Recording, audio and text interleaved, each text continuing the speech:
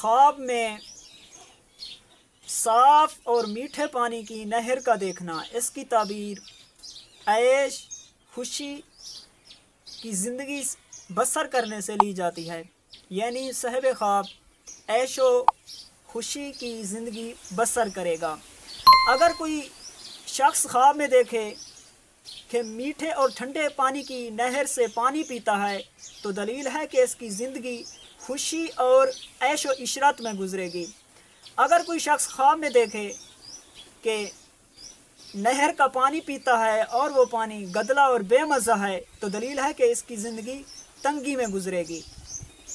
اگر کوئی شخص خواب میں دیکھے کہ صاف پانی میں کھڑا ہے، صاف نہر کے پانی میں کھڑا ہے تو دلیل ہے کہ غم سے نجات حاصل کرے گا، اگر بیمار ہے تو شفا پائے گا۔ اگر کوئی شخص خواب میں دیکھے کہ صاف اور میٹھے پانی کی نہر جا رہی ہے، نہر کا پانی جاری ہے، چل رہا ہے تو دلیل ہے کہ اس کا کام پورا ہوگا۔